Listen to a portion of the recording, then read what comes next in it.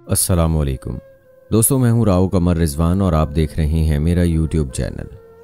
Matric pass करने के बाद मैं कॉलेज में दाखिले के लिए जतन करने लगी, लेकिन वालिद साहब मेरी शादी करना चाहते थे, लिहाजा आगे पढ़ने की इजाज़त ना दी। यूं ही साल गुजर गया, शादी हुई और ना दाखिला लिया। अब वालिद को भी एहसास हुआ कि शादी तो जब ही होगी जब नसीब का ताला खुलेगा। तब तक लड़की पढ़ लेगी तो आगे तालीम उसके काम आएगी। नए साल उन्होंने कहा कि बेटी, आगे पढ़ना चाहती हो तो दाखिला ले लो। अगर इस दौरान कोई अच्छा रिश्ता आ गया तो फिर तालीम को खैरबाद कह देना। मैंने ये भी मंजूर कर लिया कि आगे जो किस्मत में होगा देखा जाएगा। मैं बहुत जल्द घुल मिल जाने वाली हंसमुख लड़की थी। चंद दिनों में कॉलेज में कई लड़कियां सहेलियां बन गईं। वजह यह थी कि हर वक्त उनको हंसाती रहती थी, तभी वो मुझे पसंद करती थीं।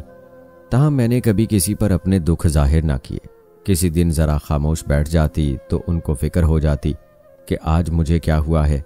फिर सब लड़कियां मेरे पीछे पड़ जाती कि क्या बात है, तुम चुप क्यों हो, क्या घर में कोई बात हुई है। तब मैं ना चाहते हुए भी हंस देती थी। दिन निहायत अच्छे गुजर रहे थे। मैं बस में कॉलेज जाती थी। अगर बस में बैठने की जगह ना होती तो लड़कियां खड़े होकर चली जाती, लेकिन मैं खड़ी नहीं हो सकती थी। ज़रा सा झटका लगता गिर जाती। मुसाफिर मुझ पर बनते और लड़कियां भी मजाक उड़ाती। ऐसा कई बार हुआ। इत्तफाक से एक नौजवान ने भी मेरे गिरने का तमाशा देखा।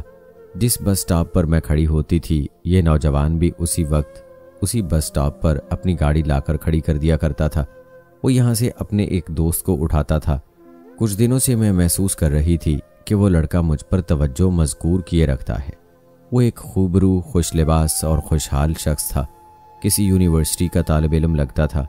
मैं उसकी तरफ देखने से हत्तल इम्कान गुरेज करती, फिर भी उसकी निगाहें मुझको अपनी तरफ तकती महसूस होती। स्टॉप पर उसकी वजह से भी उलझन में मुब्तला रहने लगी। क्योंकि मेरे साथ अक्सर लड़कियां भी होती, तभी मैंने बुर्का लेना शुरू कर दिया। अपनी कार में वो स्टॉप के सामने से गुजरता था। दिन यूं ही गुजरते रहे। मैंने उसकी तरफ बिल्कुल तवज्जो ना दी, लेकिन रोज़ाना वो मेरे करीब से गुजरते हुए आहिस्ता से कहता कि मैं आपको ड्रॉप कर दूं। मैंने कभी उसकी बात का जवाब ना दिया। एक दिन सब लड़कियां स्टॉप पर खड़ी थीं। धूप बहुत तेज थी। तभी हम बस के इंतजार में करीबी दुकान में खड़े हो गए। ये स्टेशनरी की दुकान थी, जहां से हम कापियां, रजिस्टर और किताबें वगैरह खरीदते थे। लड़कियां खुशगपियों में मसरूफ थीं कि दुकानदार की आवाज़ पर सब चौंक गए। वो कह रहा था कि आप में से जिस बहन का नाम शाहीन है, उसका फ़ोन आया है, सुन लें। शाहीन तो मेरा नाम था। तभी मेरा रंग जर्द हो गया। मैं चुप रही। तभी मेरी साथी लड़की बोली, फ़ोन किसी लड़के का है या लड़की का? जी, कोई लड़की बोल रही है। मैं हैरान थी कि ये कौन सी दोस्त है। अभी मैं फ़ोन पर उलझ रही थी कि वो साहबी उसी दुकान पर आ गए। मैंने फ़ोन पर बात करते हुए किताबें और ऐनक काउंटर पर रख दी थी। बड़ी देर बाद मुश्किल से उस नामालूम सहेली से पीछा छुड़ाया। फ़ोन बंद किया ही था कि बस आ गई और सब लड़कियां दौड़कर उसमें सवार हो गई। घबराहट में मैं अपनी एक किताब और ऐनक काउंटर पर छोड़ दी। बस की तरफ तेज कदमों से चल दी। दूसरे दिन दुकान वाले से अपनी किताब और ऐनक का पूछा। मालूम हुआ वही नौजवान मेरी चीज़ें उठा ले गया था। उसने दुकानदार से कहा कि मैं शाहीन का क्लास फेलो हूँ, उसे दे दूंगा। अगले रोज़ मैं फिर दुकान में गई और कहा कि क्या उन साहब ने मेरी चीज़ें लौटाई हैं? उसने कहा, हाँ, ये लीजिए। आपको नहीं दे पाए, तभी वापस यहाँ रख गए हैं। मैंने अपनी चीज़ें उठा लीं। घर लाकर किताब खोली तो उसमें एक शेर दर्ज था। अगले दिन फिर मैं दुकान पर गई और दुकानदार से कहा कि ये कागज़ मेरी किताब में जिसने रखा था उसी को दे देना और कह देना कि मुझे इस किस्म के अशार से कोई दिलचस्पी नहीं है। दुकानदार ने कहा, उसका नाम सरोश है, वो मेरा दोस्त है, मैं उसे दे दूंगा और तंबीह भी कर दूंगा। आप फिक्र न करें, वो आइंदा ऐसी हरकत नहीं करेगा। ये कहकर उसने पर्चा रख लिया। मेरे साथ अकीला थी। बोली, शाहीन, प्लीज़ इसको मत ठुकराओ। कितना अच्छा लगता है वो, खूबसूरत आंखों वाला। मैं तो उस पर मरती हूँ। मैंने जवाब दिया, तुम मरती हो तो मर जाओ, बल्कि चुल्लू भर पानी में डूब मरो। मुझे इस किस्म के गानों वाले शेर से चिढ़ है। उसके बाद वो रोज़ाना मुझे उस दुकान पर फ़ोन करने लगा। अकीला मेरी बजाय खुद दुकान पर जाकर उसका फ़ोन सुनती। मैं उसे मना करती, लेकिन वो ना मानती। एक दिन मैंने फ़ोन उससे ले लिया और कहा कि खुदा के लिए तुम मेरा पीछा छोड़ दो, तुम्हारा मेरा कोई मेल नहीं है। इस पर वो बोला, मेरी एक बात सुन लो, मुझे अपनी माँ की कसम, मैं तुमको कभी धोखा ना दूंगा। खुदा के लिए मुझ पर भरोसा करो। अगर तुमने मुझसे बात ना की तो मैं तुम्हारे सामने बस के नीचे सर दे दूंगा। इस बात से मैं घबरा गई। तमाम रात मेरी सोचों में गुजर गई। समझ में नहीं आता था कि क्या करूं, क्या कॉलेज जाना छोड़ दूं। वो रोज़ाना फ़ोन करता और अकीला उसका फ़ोन सुनकर उसके पैगामात मुझे देती। फिर उसने मेरा पर्सनल नंबर भी उसे दे दिया। तब मैं अपनी दोस्त से नाराज़ हो गई और उससे बातचीत बंद कर दी। जब मैंने उसके फ़ोन ना सुने तो वो मेरे कॉलेज के रास्ते में आने लगा। मैंने तंग आकर एक रोज़ रोड पर ही उसे बुरा भला कहा और सख्ती से बात की। एक तरफ वाले साहब का डर और ख़ानदान की इज्जत का सवाल था, तो दूसरी जानिब ये जुनूनी इंसान था। एक दिन फ़ोन उठाया तो सरोज ने खुदा का वास्ता देकर कहा कि फ़ोन बंद ना करना। पहले मैं सख्ती से जवाब देती थी। उस रोज़ मिन्नत भरे लहजे में बोली, देखो सरोज, तुम जो भी हो मेरा पीछा छोड़ दो, मुझे तंग ना करो। मेरी बहुत मजबूरियां हैं। बड़ी मुश्किल से पढ़ाई के लिए इजाज़त मिली है। वाले साहब को इल्म हो गया तो वो दूसरी कोई बात ना करेंगे, बस मुझे कॉलेज से हटा देंगे और मेरा बड़ा नुकसान हो जाएगा। मैं एक बुरका नशीन लड़की हूँ। इससे मेरे घर वालों के माहौल और मिजाज का अंदाज़ा कर लो। तुम किसी और लड़की से दोस्ती कर लो, मगर मुझे तंग मत करो। तुम्हें अपनी अम्मी का वास्ता, बात को यहीं ख़त्म कर दो। उसने कहा, मैं तुमको हासिल करना चाहता हूँ। मुझे ही क्यों, और भी तो इतनी लड़कियां मेरे साथ होती हैं। तुम बुरका लेती हो, बाहया हो, इसलिए तभी मुझे बदनाम करने का सामान कर रहे हो। मैं तुमको हासिल होने वाली नहीं हूँ। उम्मीद पर दुनिया कायम है, इंसान कोशिश तो करता है। मैंने फ़ोन बंद कर दिया। ये मेरी उसके साथ पहली तफसीली बातचीत थी। अगले रोज़ कॉलेज के लिए निकली तो दिल बुरी तरह धड़क रहा था और हाथ पांव ठंडे हो रहे थे। पछता रही थी कि खामखाही उस शख्स से बात की। सोचा कि आज अपने स्टॉप की बजाय अगले स्टॉप पर खड़ी हो जाती हूँ और वहाँ से बस ले लेती हूँ। मैं अगले स्टॉप की तरफ चलने लगी। थोड़ी ही दूर चली थी कि हिम्मत जवाब देने लगी। तभी अकीला आती दिखाई दी। हालांकि हमारी बातचीत बंद थी, लेकिन उसे देखकर फिर भी हौसला हुआ। सोचा वापस इसी के साथ अपने वाले स्टॉप पर पलट जाती हूँ। अगला स्टॉप तो काफ़ी दूर है। इससे पहले कि मैं बात करती वो खुद मेरी तरफ आ गई। कहने लगी, आज इधर किधर जा रही हो? मैं चुप थी, कोई बात बन ना पा रही थी। कॉलेज की बस के पीछे दौड़ी, मगर वो निकल गई। मैंने बेतुका सा जवाब बता दिया। उसने बाल की खाल नहीं उतारी और मेरे साथ हुई। हम थोड़ी दूर ही चले थे कि पीछे से एक तेज़ रफ्तार मोटरसाइकिल ने उसे टक्कर मारी और वो सड़क पर गिर गई। किताबें कहीं तो जूते कहीं।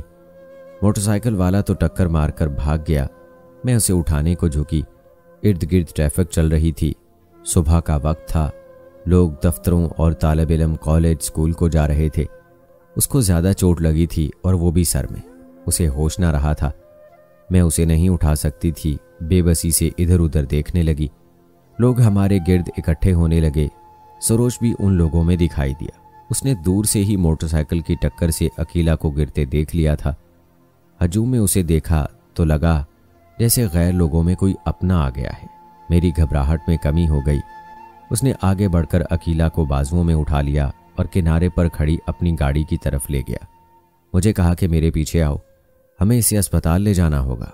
मैंने गाड़ी का दरवाज़ा खोला और उसने बदिक्कत मेरी दोस्त को कार की सीट पर लेटा दिया। तुम आगे बैठ जाओ शाहीन, देर मत करो। सरोज ने किसी अपने की तरह मुझे मुखातिब किया और मैंने एक मामूल की तरह उसके हुक्म की तामील की। उसके चेहरे पर परेशानी के आसार नुमायां थे। तमाम रास्ता उसने कोई कलाम ना किया। गाड़ी चलाता रहा और हम करीब तरीन अस्पताल पहुंच गए। अकीला को इमरजेंसी में ले जाया गया। यहाँ पहुंचकर सबसे पहले मैंने अकीला के घर वालों को फ़ोन करके एक्सीडेंट की इत्तला दी। जब तक उसके घर वाले आए सरोज मौजूद रहा। सब भाग दौड़ खर्चा उसने किया था। किसी अपने की तरह मामले को संभाला। उसी रोज़ ही उसने मुझे बताया कि उसने अकीला को बहन बनाया हुआ है। तभी उसके साथ फ़ोन पर बात करता था और राब्ते में रहने की वजह मैं ही थी। मैं समझी थी कि पहली बार सरोज ने मेरा चेहरा अस्पताल में देखा है, लेकिन ये बात नहीं थी। मुझे उसने बताया कि वो दूर से हमारा रिश्तेदार है और एक शादी में उसने मुझे देखा था, तभी से पसंद कर लिया था। इसके बाद से ही वो उस बस स्टॉप की तरफ से गुजरने लगा था। ये दूर के रिश्तेदार थे जिनके घर हमारे बुजुर्ग तो आते जाते थे, मगर हम कभी उनके घर नहीं गए थे और न कभी उनका घर में तस्करा होता। इसलिए मैं नहीं जानती थी कि सरोज के साथ हमारी कोई रिश्तेदारी भी है। मैं तो उसको एक ऐसे आवारा मिजाज नौजवान के रूप में देख रही थी जो बस स्टॉप पर लड़कियों से छेड़खानी के चक्करों में रहते हैं। जब अकीला के वालिदैन आ गए तो उसने जाने की इजाज़त ली। मुझे भी जाना था, कब तक अस्पताल में ठहरती। लेकिन आंटी और अंकल के सामने मैंने सरोज से कलाम नहीं किया और ना ही ये कहा कि मैंने भी जाना है। जब वो अस्पताल से निकल गया तो 15 मिनट बाद मैंने आंटी से कहा कि मुझे इजाज़त दीजिए, मैं अकीला को देखने अम्मी के साथ शाम को आऊँगी। अभी मेरे घर वालों को इल्म नहीं है कि मैं कॉलेज की बजाय अस्पताल में हूँ। आंटी बोली, बेटी तुम अकेली घर चली जाओगी या तुम्हारे अंकल तुमको छोड़ने जाएं? अंकल का इस वक्त यहाँ मौजूद रहना ज़रूरी है, मैं चली जाऊँगी, रिक्शा ले लूँगी, आप फिक्र ना करें, मैं घर पहुँचकर फ़ोन कर दूँगी। वो भी बहुत परेशान थी। अभी अकीला को होश नहीं आया था, सड़क पर उसका सर जोर से हिट हुआ था, सो वो अभी तक बेहोश थी। उन्होंने मुझे अकेले जाने की इजाज़त दे दी। जब मैं अस्पताल से निकली तो बाहर सरोज को मुंतज़िर पाया।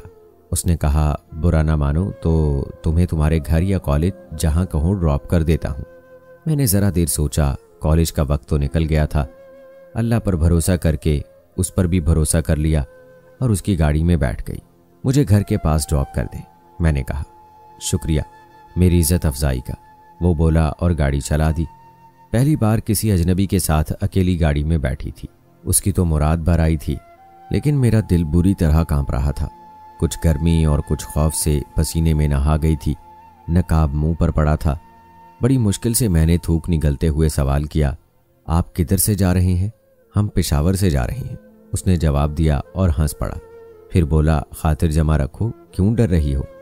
मैं तुमको भगाकर नहीं ले जाऊंगा, तुम्हारे घर पर ड्रॉप कर दूंगा। रास्ते में 2-4 मुख्तसर बातें हुईं। उसने मुझे अपनी रिश्तेदारी के बारे में समझाया कि उसके दादा और मेरे दादा आपस में कज़न होते थे और जब हम छोटे थे तो उनका एक दूसरे से मिलना और आना जाना होता था। शादी ब्याह खुशी गमी में शरीक होते थे, मगर तीसरी नस्ल के आते आते ये मेल जोल बाकी नहीं रहा है। अकीला को ठीक होने में 1.5 माह लग गया। 2 माह बाद उसने दोबारा बाकायदगी से कॉलेज आना जाना शुरू कर दिया। उसकी गैर मौजूदगी का ये अरसा मैंने बड़ी मुश्किल से काटा। कॉलेज में दिल ही ना लगता था। इस अरसे में 3 बार मैं अम्मी के साथ उसके घर अयादत को गई। उसका घर हमारे घर से अगले मोहल्ले में था। इस वाक़े के बाद से जब मैं अकेली कॉलेज जाती थी तो चंद बार सरोज बस स्टॉप पर आया और मुझसे गाड़ी से उतरकर बात की। कहा कि मैं तुमको कॉलेज छोड़ देता हूँ, मगर मैंने इनकार कर दिया कि मैं तो रोज़ तो तुम्हारी गाड़ी में बैठकर नहीं जा सकती। इसके बावजूद वो रोज़ कॉलेज के वक्त पर गाड़ी बस स्टॉप के नज़दीक खड़ी रखता था, मगर मैं बस पर ही कॉलेज जाती रही। जब वो दिखाई देता तो हया से मेरी बुरी हालत हो जाती। जब अकीला ठीक होकर कॉलेज आने लगी तब उसके तवस्सुत से आहिस्ता आहिस्ता हिजाब के पर्दे सरकने लगे। वो मुझे ज़बरदस्ती खींचकर उसकी गाड़ी में ले जाने लगी। मेरी तरफ से भी मज़ाहमत में कमी आ गई थी। वही हुआ जो इस उम्र में अक्सर होता है। मैं और अकीला कॉलेज के बाद सरोज के साथ तपती दोपहरों में पार्कों में जब वहाँ कोई ना होता जाकर बैठ जाते। अकीला सरोज से ज़्यादा और मैं कम बात करती। मेरे दिल में भी सरोज के लिए पसंदीदगी के जज्बात ने जन्म ले लिया था। वो कहता कि कभी तुम अकेले में मेरे साथ सैर को चलो, लेकिन मैंने उसकी ये बात कभी ना मानी। उसने वादा किया कि तालीम मुकम्मल होने के बाद वो अपने वालिदैन को मेरे वालिदैन के पास रिश्ते के लिए लेकर आएगा। इस तरह उसने मेरे दिल में उम्मीद की जोत जला दी थी। मुझे अच्छी तरह याद है जब मैंने उसे गर्मियों की छुट्टियों की खबर सुनाई थी तो उसकी आंखें भीग गई थीं। फिर जब मैंने उसे आखिरी दिन बताया कि मैं कल से कॉलेज नहीं जाऊंगी कि गर्मियों की छुट्टियां हो गई हैं, तो उसने कहा कि मेरा कॉलेज तुम्हारे कॉलेज से चंद कदम ही आगे है। इस बार फाइनल इम्तिहान के बाद मैं कॉलेज छोड़ दूंगा क्योंकि मेरा FSC मुकम्मल हो जाएगा। फिर न जाने हम कब और कैसे मिलें। आज पहली बार मेरा दिल उसकी जुदाई के तसव्वुर से घुट रहा था और फिर हम 2 माह के लिए एक दूसरे से जुदा हो गए। ये 2 माह 2 साल बनकर गुजरे। जब छुट्टियां ख़त्म हो गईं तो मैं छुट्टी के वक्त उससे कॉलेज से बाहर वाली स्टेशनरी की दुकान पर मिली। उसने जज्बात से मेरे हाथों को अपने हाथों में ले लिया और कहा कि मैं वालिदैन के पास गांव जा रहा हूँ, ये बताने कि मैंने शादी के लिए जिस लड़की को पसंद किया है वो हमारी रिश्तेदार है। मैं जल्द उनको रिश्ते के लिए तुम्हारे वालिदैन के पास लाऊंगा। वो चला गया। मैं उसकी जुदाई में तड़प तड़प कर रोई, मगर क्या कर सकती थी। अकीला के ज़रिए उसके ख़त मिल जाते जिससे दिल को तसल्ली हो जाती। फिर अचानक उसके ख़त आने बंद हो गए। एक दिन अकीला ने बताया कि सरोज आ रहा है। मैं ये सुनकर खुश हो गई। उसके बाद वो कई बार मिला, वही चाहत थी, लेकिन हम बहुत थोड़े वक्त के लिए मिलते थे। अकीला साथ होती थी, यूं दिल की बातें दिल ही में रह जाती। कभी कभी मुझे उसकी नीयत पर शक होता, फिर खुद को तसल्ली देती कि नहीं, इसने वादा किया है तो ज़रूर निभाएगा, अपने वालिदैन को रिश्ते के लिए लेकर आएगा। कॉलेज के 4 साल पूरे होने को थे, अब मुझे घर बैठ जाना था। ये वक्त मेरे लिए इंतहाई तकलीफ दे था। मुझे मालूम था कि मैं घर बैठ जाऊंगी तो मेरे रिश्ते आने लगेंगे और तभी मैं वालिदैन को रोक ना सकूंगी। वो किसी न किसी को पसंद कर लेंगे और मुझ में इतनी हिम्मत ना थी कि वालिदैन को अपनी पसंद से आगाह कर सकूं, सरोज के बारे में बता सकूं। आखिर वही हुआ। एक रोज़ अम्मी ने कहा कि बेटी, तुम्हारे मामू तुम्हें बहू बनाना चाहते हैं, तुम्हारा क्या ख्याल है? मैंने जवाब दिया, अम्मी मैं अभी शादी ना करूंगी। वो बोली, क्यों, क्या वजह है? शादी तो हर लड़की को करना होती है। तुम्हें कोई लड़का पसंद है तो बता दो, मगर ख्याल रहे खानदान से हो। खानदान से बाहर किसी गैर से रिश्ता तुम्हारे वालिद को कबूल ना होगा। अम्मी, अगर कोई रिश्ता मेरी पसंद का हुआ तो वो किसी रिश्तेदार घराने से ही होगा, आप इस बात की फिक्र ना करें। मैंने इतना तो बता दिया, ये नहीं बताया कि वो लड़का कौन है। ऐ काश तभी बता देती तो अम्मी उन लोगों से खुद ही राब्ता कर लेती। कुछ दिन गुजरे तो मामू ममानी आ गए। अम्मी ने फिर मुझे कहा कि ये तुम्हारा रिश्ता लेने आए हैं, तुम्हारा मामू ज़ाद शकील इंजीनियर है, ये बार बार आएंगे, मैं क्या जवाब दूँ? अम्मी, कह दिया ना कि मैंने अभी शादी नहीं करनी। क्यों नहीं करनी? अम्मी ने मुझे डांट दिया, कब तक मैं तुम्हारे मामू को इंतज़ार कराऊं? मैं तुम्हारी एक नहीं सुनूंगी। इधर ये लोग चक्कर लगा रहे हैं, उधर ख़ानदान से कई और रिश्ते आ रहे हैं, मुझे अब कहीं तो हाँ करना होगी। मैं सारा दिन रोती रही, समझ में ना आता कि क्या करूं। अकीला के घर जाकर सरोज को फ़ोन किया, शायद उनके वालिद उठाते थे। भारी सी मर्दाना आवाज़ सुनकर मैं रिसीवर रख देती, उनसे क्या कहती, घर आकर खूब रोती। बार बार ख्याल आता कि खुदा जाने सरोज ने क्यों राब्ता ख़त्म कर दिया है, खुदा करे वो खैरियत से हो। वो अगर चाहता तो अपने वालिदैन को लेकर हमारे घर आ सकता था, फिर उसने अपना वादा क्यों पूरा नहीं किया? बिल्कुल ही खामोशी इख्तियार कर ली थी। अब हर दिन इसी आस में गुजरने लगा कि शायद आज वो आ जाए, लेकिन उसकी कोई खबर ना थी। अब जो रिश्ते आते मैं शिद्दत से इनकार कर देती, यहाँ तक कि मेरे सर में सफ़ेद बाल आने लगे, चेहरा मुरझा गया। सरोज को ना आना था ना आया, यहाँ तक कि मेरे वालिदैन मेरी ज़िद से मजबूर होकर खामोश हो गए। वालिद ने मुझे बीएड करने की इजाज़त दे दी। मैंने बीएड की तालीम मुकम्मल कर ली और एक स्कूल में टीचर लग गई। ज़िंदगी ऐसे ही बेकैफ गुजर रही थी। दिल में सरोज से नाराज़ ज़रूर थी, मगर उसके लिए रोज़ नफल पढ़कर दुआ करती थी कि खुदा करे वो सरफराज हो और उसे हर जगह आला मकाम अता रहे। बस यही दुआ थी जो मेरे लबों से उसके लिए निकलती थी। अकीला की शादी हो गई और वो ब्याह कर अपने घर चली गई। उसकी शादी एक आर्मी ऑफिसर से हुई थी और वो खुशो खुरम थी। शादी के बाद हम काफ़ी मुद्दत ना मिल सके। मैंने अपनी वीरान जिंदगी से समझौता कर लिया, लेकिन सरोज की याद को दिल से दूर ना कर सकी। ख्यालों में उससे शिकवा करती कि क्या मेरी वफाओं का यही सिला है? मैंने तो माँ बाप की नाफरमानी की, तुम्हारी खातिर रिश्ते रद्द करके तुम्हारा इंतज़ार किया और तुमने पलटकर खबर भी ना ली। क्या इसी का नाम मोहब्बत है? हमारी मोहब्बत तो पाकीज़ा थी, फिर क्यों मुझे ऐसी कड़ी और लंबी सज़ा मिली? मैं तो अब भी खुद को सरोज की अमानत समझती थी कि शायद वो किसी दिन आ जाए और मेरे वालिदैन से रिश्ता मांग ले। एक रोज़ मैं स्कूल से लौटी तो अकीला मेरे घर आई हुई थी। मेरी खुशी की इंतहा ना रही। मुद्दत के बाद वो मिलने आई थी, लेकिन अकेली नहीं, 3 नन्हे मुन्ने प्यारे प्यारे मन मोहने से बच्चों के साथ। मैंने लपक कर उनको गले लगाया, प्यार किया और कहा, अकीला तू इतनी खूबसूरत तो नहीं, फिर ये परीज़ादे कहाँ से ले आई? तुम्हारे बच्चे तो बड़े खूबसूरत हैं। वो बोली, ये अपने बाप पर गए हैं, वो बहुत खूबसूरत हैं। अच्छा भाई, बड़ी लकी हो। ऐसा कहते हुए मुझे सरोज याद आ गया। वो समझ गई कि मुझे मेरी किस महरूमी ने अफसुर्दा कर दिया है। कुछ देर के तवक्कुफ के बाद कहने लगी, शाहीन कभी सरोज ने तुमसे राब्ता किया? उसका कुछ पता चला? मैंने जवाब दिया, कभी नहीं। क्या तुमसे राब्ता किया उसने कभी? नहीं, लेकिन ये कहकर उसने चुप साध ली। लेकिन क्या?